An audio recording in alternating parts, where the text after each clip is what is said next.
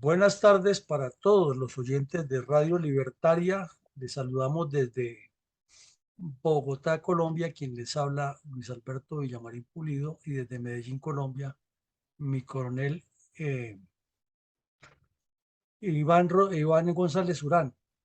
Con el fin de continuar con el ejercicio que habíamos iniciado la semana pasada de analizar algunos de los aspectos por qué un dirigente político debe tener mentalidad de estadista y estratega.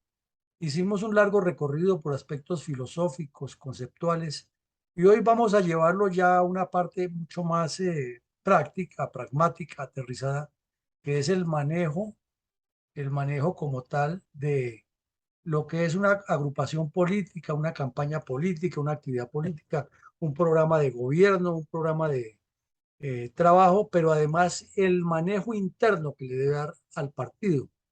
Y ese es nuestro primer tema. Con las buenas tardes, mi coronel González, bienvenido. ¿Y qué opina usted exactamente de lo que dice ahí en el color verde y entre paréntesis? Que el manejo de un partido político es necesariamente un manejo empresarial. Eh, Todo proyecto de cualquier tema, inclusive está un proyecto religioso o un proyecto familiar o un proyecto industrial de gran magnitud y por lo tanto un proyecto político como el de dirigir una nación y un partido político tiene que tener la clásica estructura o planificación empresarial, que es un concepto universal de administración. Eso ya está aceptado mundialmente y por lo tanto eh, debe ejecutarse de esa manera. Y organizar una campaña, pues es que una campaña, incluso todas las operaciones militares, son proyectos empresariales, porque hay una inversión, hay gastos, hay una actividad, debe dar resultados y obtener utilidad. Bueno, mi coronel, nos han dicho muchas veces los dirigentes políticos colombianos, en el caso específico nuestro, es que las fuerzas militares y las fuerzas armadas son los bastiones, los soportes de la democracia. Nosotros hemos sostenido en varios eh, eventos académicos que eso no es cierto, que el bastión de la democracia son los partidos políticos. Y ahora que usted le da la connotación de que es una empresa y que organiza las campañas electorales a partir de un plan estratégico, ¿ratifica usted esta definición que en una democracia bien hecha, bien constituida, el soporte de la democracia no son las Fuerzas Armadas, sino son los partidos que son los pilares que la sostienen? Los que tienen que administrar las naciones son los partidos, no las Fuerzas Armadas. Las Fuerzas Armadas simplemente son sostenedoras del orden, de defensa de la democracia, es decir, defensa de la idea política mayoritaria que escoja ese mismo pueblo, pero no es quien tiene que ejecutarle las ideas políticas al pueblo, porque es que las armas no están para eso, no están para producir, producen seguridad, pero no producen política. La política tiene que hacerlas los partidos creando paz y creando organización, unificación de esfuerzos, de mentalidades, de propósitos, de fines, de objetivos. Y simplemente las Fuerzas Armadas defienden, ayudan esa idea. Es decir, es un insumo más de la producción política.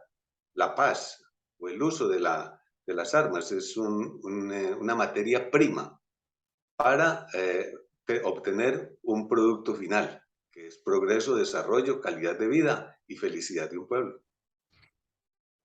Bueno, mi coronel, entonces nos queda claro, las fuerzas militares y de policía son para garantizar seguridad, para garantizar que los partidos puedan desarrollar su trabajo, pero que, o sea, que esas columnas vertebrales de la democracia estén trabajando en beneficio del pueblo y las fuerzas militares y de policía garantizando la seguridad interna y externa de la nación.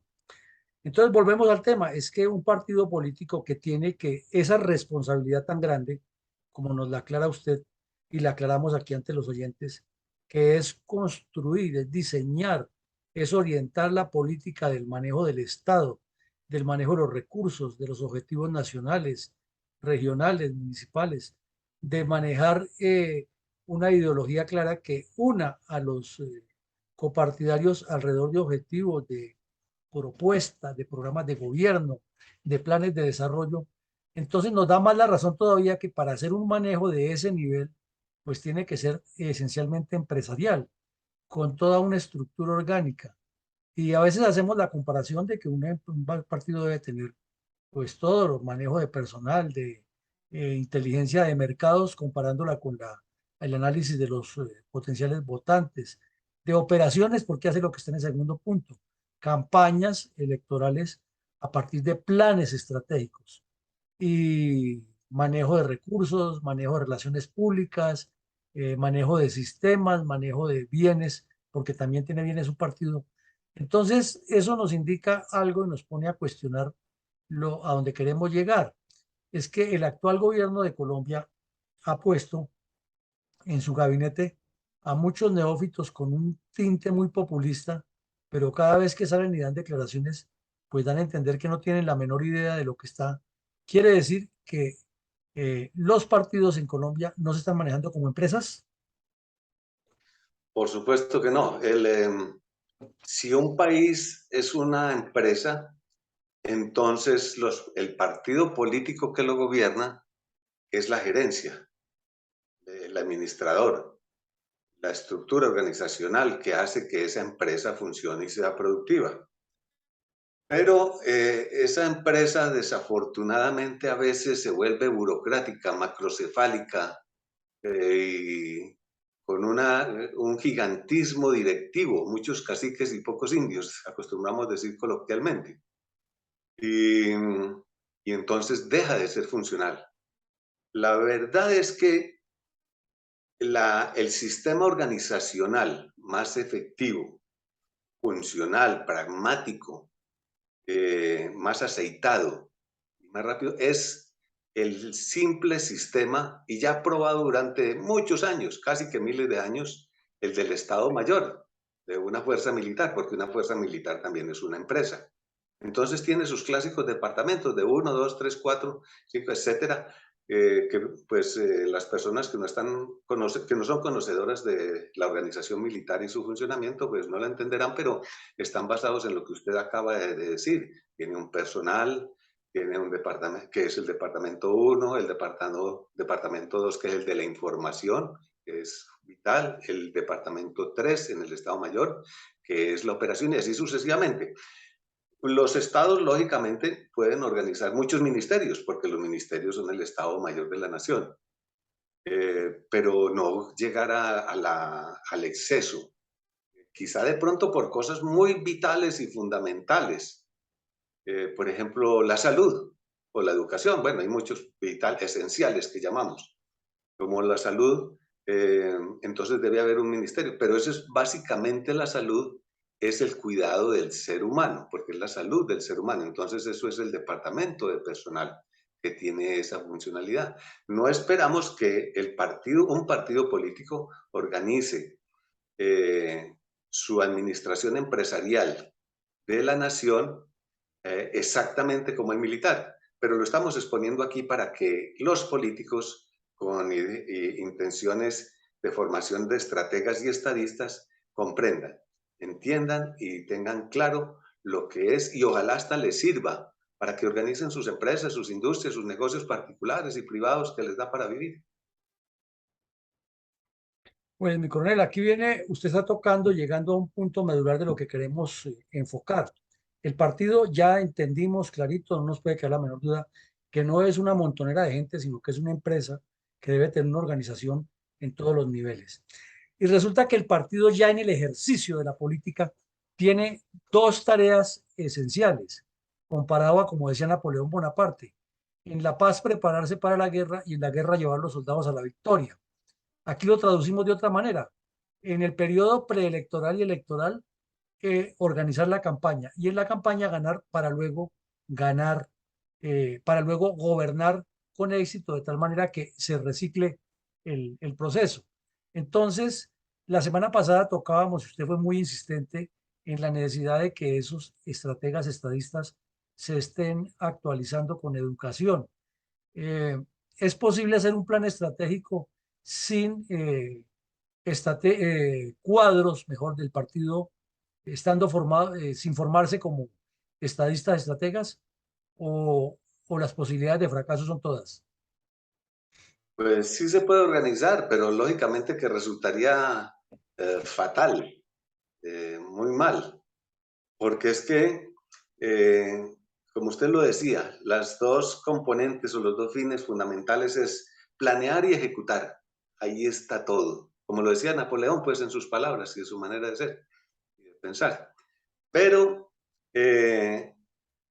no todos deben ser puros planeadores ni todos puros ejecutores, porque si todos son puros planeadores, entonces, o planificadores, entonces hay mucho cerebro y poco cuerpo, como decíamos ahora. Y si es al contrario, muchos ejecutores y poca dirección, como el estilo dinosaurio, y con un cuerpo gigante de muchas toneladas y un cerebro de gallina del tamaño de un frijol. No, no, debe haber un equilibrio proporcional en eso. Ahí está precisamente el tino del político estratega y, y estadista, que sabe combinar equilibradamente esos factores, porque así sea el subalterno más sencillo, él tiene que saber a su nivel y solamente lo necesario de qué es lo que quiere su general. Y el general tiene que saber mucho de lo que quiere toda la tropa y no ejecuta lo que hace la tropa, pero la tropa sí hace lo que piensa el comandante. Entonces tiene que existir esa transferencia en la pirámide estructural, en sentido vertical, del conocimiento grande de la cúspide de la pirámide a la base de ella. Y a su vez la ejecución se devuelve desde el poder de la base, que es quien tiene la fuerza, el volumen y la masa, para llegar al objetivo de la cúspide, que es pequeñito, filoso. Eh, pero debe estar repartido todo eso con sabiduría continua y para eso hay que estudiar mucha geopolítica, mucho eh, conceptos de estadistas y de estrategas. Pues bueno, mi coronel, usted nos la plantea, es como una cuestión en doble vía y una complementariedad mutua. Pero resulta que para administrar eso nos parece que un partido, ya dijimos, es una empresa que tiene una actividad para campaña y otra para gobierno, que son dos etapas muy bien definidas, y que todo el tiempo debe tener un manejo gerencial. Eso nos infiere a que debe haber un gerente.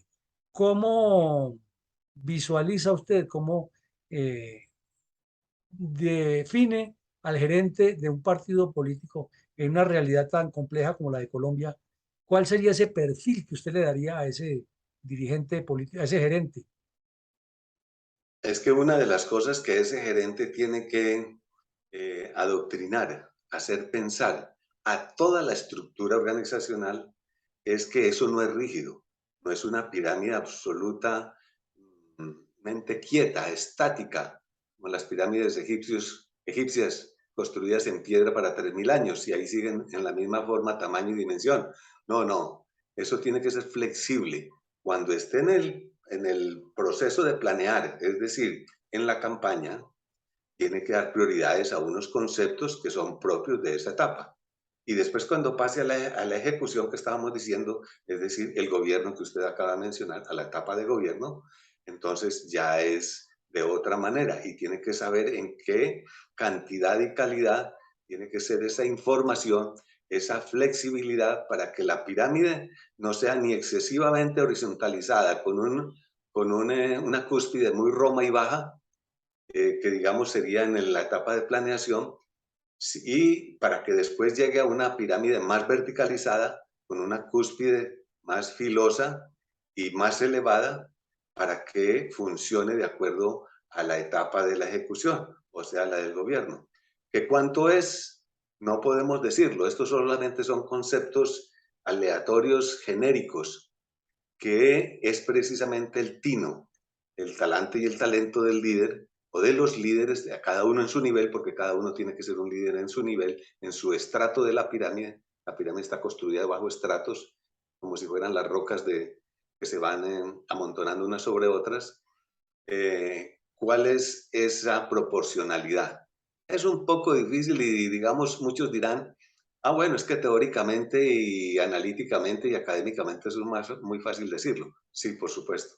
Pero es el comienzo del entendimiento de las ideas para que cuando llegue a la ejecución no esté muy lejos de lo ideal. Bueno, mi coronel, entonces usted nos pone un escenario de un gerente y yo le pongo este escenario porque el partido también necesita un gerente. A ver, ¿usted qué opina? Resulta que el partido ganó unos escaños, X, Y, Z escaños, y está en el gobierno. Está haciendo acción legislativa, tiene representación en el Ejecutivo, etcétera.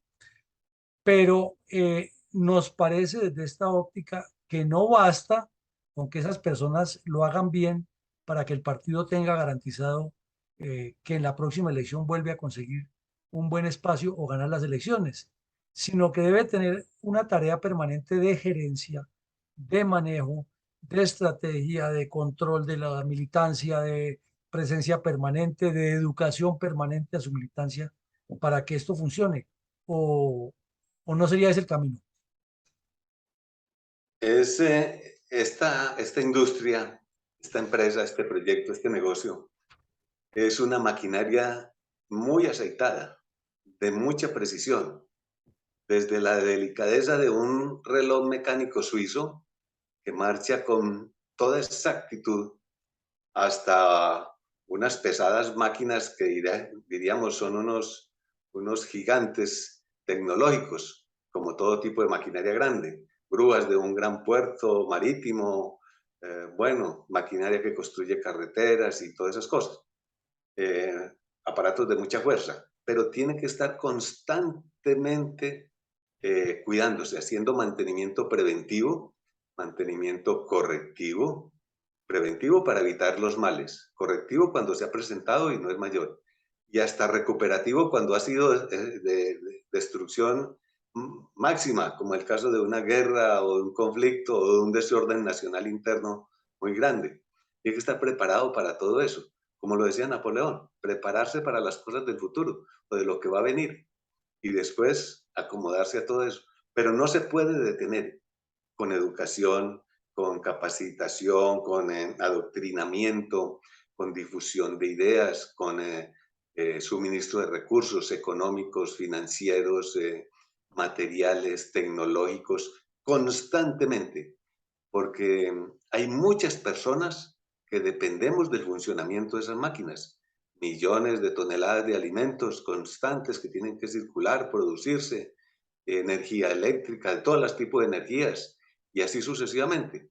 Salud y comodidad humana. Pues usted plantea una cosa interesante, mi coronel. Hubo un politólogo anglosajón, angloparlante, David Easton, y él decía que la política es el arte de lo posible. Usted hacía la comparación de Napoleón ahora con el futurista. ¿No le parece a usted que para mover esas masas, para llegar a ser un líder que realmente influya, que es como el cuarto punto que vamos a ver, ese gerente, ese jefe de partido, jefe de región, ese motivador o ese equipo de trabajo, nos llevan a una conclusión, es que la buena política es el arte de la prospectiva? Así como la geopolítica.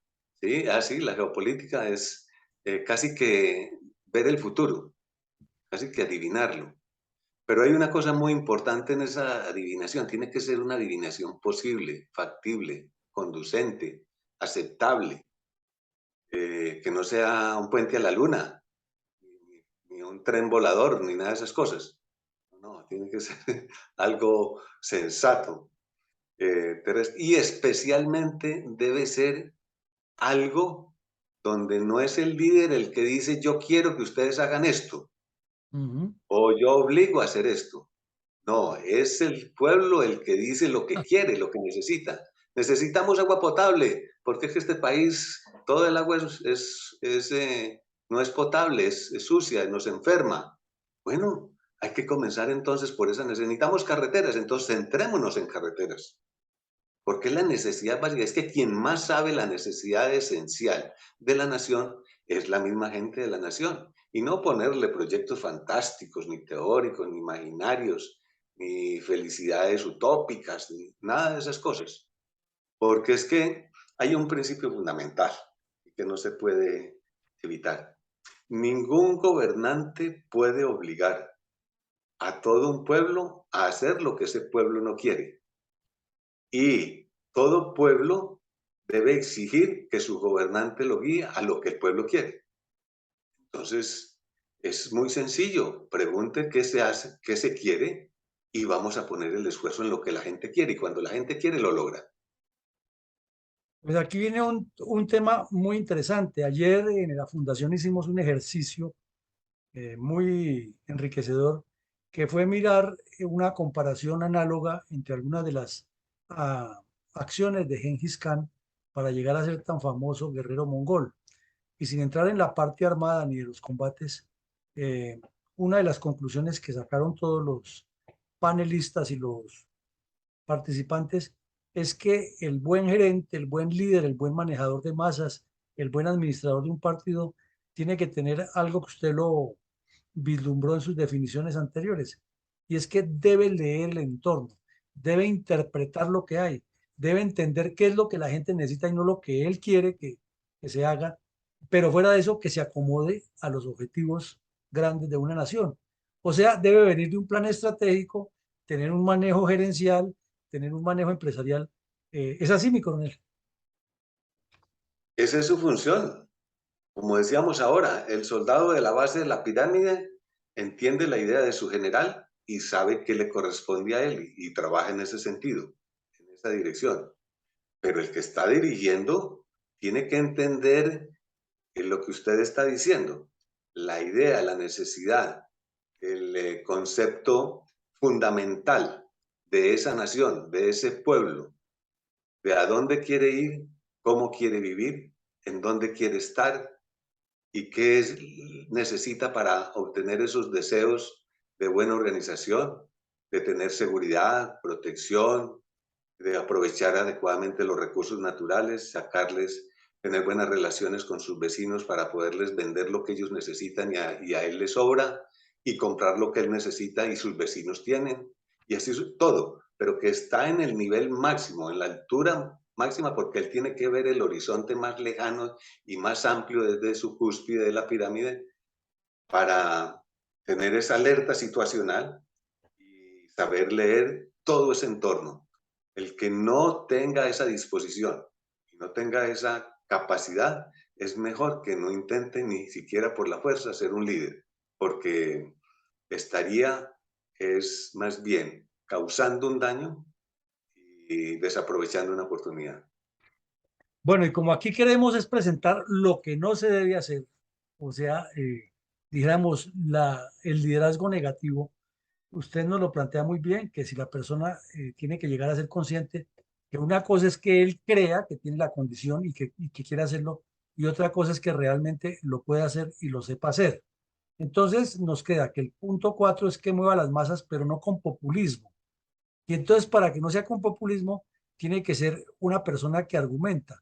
Pero aquí encuentro en todo lo que usted nos ha planteado, esa estructura organizacional de gerencias, de responsabilidades de la pirámide, es que debe estar detrás de eso una organización muy fuerte, y esa organización gravitar alrededor de unos principios, unos conceptos, unas tareas, y para que no solamente sea el líder que está arriba el que argumenta, sino que la cadenita que va formando él o sus cadenas todas hagan lo mismo. ¿Estoy copiándole bien la idea o no la estoy captando como es? No, es correcto. Es que, como dijimos ahora, cada uno en su propio nivel tiene su propia empresa. Entonces el capitán tiene su cantidad de soldados y su estructura organizacional y es su microempresa. Y esa microempresa unida con las empresas de los otros capitanes forman todo el ejército o forman todo el partido político. Y ese partido es claro, es definido, se conoce cómo funciona, cómo está enlazado, cómo engranan todos los componentes de ese partido para conducir finalmente a todo el engranaje gigantesco de la nación. E incluso cada uno de esos líderes eh, pequeños o grandes tiene que ser muy sincero, muy abierto, diáfano, en aquel sentido de que es que algunos a medida que van subiendo en la pirámide se creen capaces de todo y olvidan aquel famoso principio de Peter que se estudia en administración de empresas, que habla sobre la incompetencia individual, la incompetencia personal. Uno tiene que saber hasta dónde puede llegar, porque si intenta llegar más arriba de donde uno mismo se evalúa como capaz de hacerlo bien, entonces posiblemente pueda llegar a un cargo donde lo va a hacer mal y va a perjudicar a la organización. Entonces, si el coronel cree que llegó a su nivel de competencia, Peter lo llama incompetencia, pero no se refiere a lucha o celos o Sí, sí, no, deseos de no, ascender más que los otros. No, es de capacidad, de sí, destreza. donde toca el techo. Sí, sí, correcto. Y decir, hasta aquí me corresponde, porque si sigo más adelante me voy a perjudicar tanto a mí mismo como a la institución. Y ser sincero, hay otros más idóneos. ¿Sí? Ahora, si la institución de pronto, en su saber, en su leal saber y entender, dice, no, usted podrá considerarse que usted está ahí, ha llegado a su tope, pero nosotros, ya en una forma bastante democrática, amplia y consensuada, creemos que usted tiene más habilidades que los demás que están en su condición. Entonces vamos a ponerlo. Entonces ya el líder no es por delegación, sino por selección, por mérito, por virtudes. Y eso es lo que logra que funcione bien la máquina. Pues es que aquí se nos arma un paquete interesantísimo y como siempre tenemos es que tratar de ser muy cortos y puntuales. Entonces, resumiendo, tenemos que el estratega estadista es todo dirigente político, tiene que tener esa visión, esa formación, que él va a manejar un partido y que al manejarlo tiene que hacerlo empresarialmente, no porque se le ocurre ni por caprichos, pero que tiene que tener campañas elaboradas con base en planes estratégicos reales de lo que la misma información le llega y de lo que hay que entender frente a lo que va a hacer. Y que las campañas son una para subir al poder y luego para ejercer el poder y otra para reciclar eso. Todo siempre alrededor de un plan estratégico. Decimos que debe ser un gerente, que debe ser un líder y que debe ser un pedagogo. En la historia de la humanidad, pues hay unos personajes que han pasado, han trascendido es por eso. Jesús de Nazaret, en la parte de las religiones, el mismo Mahoma, en la parte del Islam, Abraham, Noé, Moisés, que tuvieron una visión distinta, leían el entorno y se anticipaban a los hechos. Pues no siempre acertaron, pero casi siempre acertaron, ¿no? Entonces, lo que queremos decir aquí, para completar el punto que nos plantea mi coronel González, es que ese líder tiene que reunir todas esas condiciones sin que sea perfecto en ellas, pero por lo menos interpretarlas y saberse rodear. Eso es lo que usted nos quiso dar a entender en esa pirámide que nos traza, mi coronel. Así es, porque es que una nación que es una empresa tan grande tiene que tener unos objetivos esenciales que normalmente son permanentes. Digo permanentes porque pueden durar muchos años, pero incluso pueden ser casi que eternos.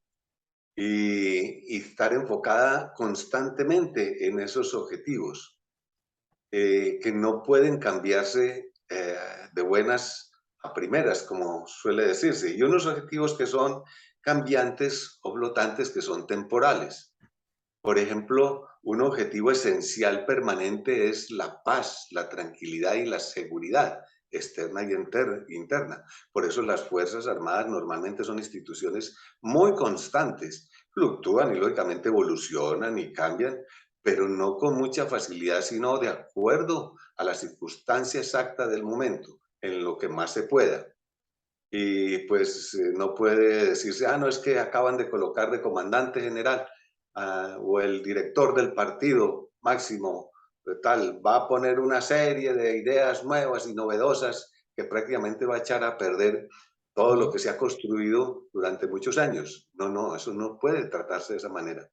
Y lógicamente unas cambiantes y temporales, que por esa razón es que los gobiernos se relevan cada 4 años. O sigue el mismo partido muchas veces, o otras veces cambia de partido. Esa temporalidad no puede abusarse de ella para hacer cambios eh, traumáticos, porque cambia tanto el entorno que millones de personas quedan desorientadas, desubicadas y tan extrañas y temerosas que les da lidia volver a encauzar sus propios objetivos personales y familiares en el sentido de la nación. De tal manera que lo esencial tiene que ser durable y lo que no es esencial y es necesario modificar, y modificar en el sentido de o quitar o poner, pero también puede ser simplemente de corregir o perfeccionar según la rotación que esa democracia establece en el gobierno. Pero no puede ser así simplemente como una intención pasajera del instante, del momento, como las nubes que no se sabe con frecuencia de dónde vienen ni para dónde van, pero que uno sí las ve pasar. Y después de que pasan, ya no están en otro lado, que uno ya no las ve y se esfuman. Y lo que se estaba fomentando se desapareció. Y eso causa mucha incertidumbre, destruye las naciones. Pues el sexto punto de lo que estábamos hablando, usted ya lo había anticipado, entonces le agregamos en síntesis que debe ser un analista para entender ese fenómeno de las nubes y todo lo que usted nos acaba de decir.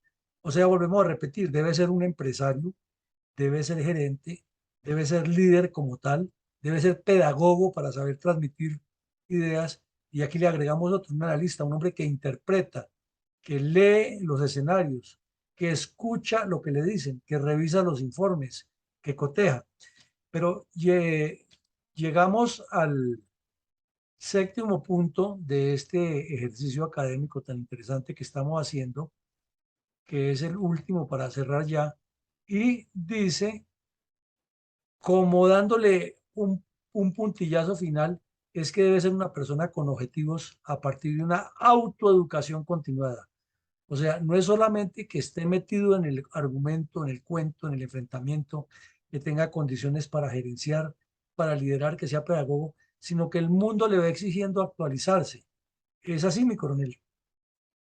Es que tiene que ser un Genghis Khan, que comienza con su pequeño problema de la muerte de su padre, queda un poco desubicado, hace una alianza personal de niño y así va creciendo. Y después se enfrenta con el problema de su amigo y después se enfrenta con la separación y la individualidad de sus tribus y las va uniendo, va buscando. Lógicamente, él no lo hizo en forma por la vía de la convicción, sino bastante por la vía de la imposición. Y así fue avanzando. Pero cuando ya había crecido demasiado, él que no se pudo detener a pensar, ya lo logré, porque le apareció la China. Entonces, constantemente tiene que estar visualizando el entorno, la geopolítica, las circunstancias, y eso es autoeducación continuada, aprendizaje constante, así sea empírico. Y eso le permite tener claridad en los objetivos. Pues sin que nos hubiéramos puesto de acuerdo los dos para llegar a esa palabra clave al final, que yo le iba a proponer es cerrar el conversatorio, es diciendo que atravesemos desde, si esto lo consideramos como un mapa, desde suroccidente hasta nororiente, con una palabra encima de todo esto, geopolítica, porque la geopolítica tiene que ver con lo interno, lo externo y la proyección del Estado a partir de su fortaleza. Usted nos puso claro el ejemplo de Kant. Entonces llegamos al final. Por mi parte, muchísimas gracias a todos y tenemos el par de minutos de mi coronel González para cerrar sobre este tema tan importante que hemos visto hoy, la segunda parte de los estrategas estadistas, que deben reunir toda esa condición de empresario, gerente, líder, pedagogo, analista y por último ser muy objetivo y tener muchos objetivos. Adelante, mi coronel, para el cierre. Pues la Fundación Excelencia, Liderazgo y Transformación tiene en mente muy continuada y ya lleva mucho tiempo y mucho esfuerzo académico e intelectual en ese propósito de crear estrategas con pensamiento de estadistas y viceversa, porque está convencida la Fundación que es lo que se necesita en este momento según el espectro y el horizonte de los problemas que tenemos para Colombia. Y también son conceptos de mucha aplicación general para todos nuestros oyentes, para su vida personal incluso, su vida social, comercial, empresarial, económica, financiera, todos los aspectos. Eh, no es nuestra intención poner de ejemplo fundamental la organización militar, porque tampoco es perfecta, nada es perfecto, pero siempre es mejor obtener aquello que sea lo menos malo, que normalmente es lo mejor. De tal manera que para todos los oyentes, para todos los amigos, para todos los que quieran aprender de estas teorías, estamos dispuestos a compartirlas generosamente, en forma abierta, con la mejor predisposición que nos desarrolla cultura, civilización y entendimiento humano. Bueno, mi coronel, entonces feliz tarde para usted y para todos los oyentes y la fundación continúa con sus proyectos.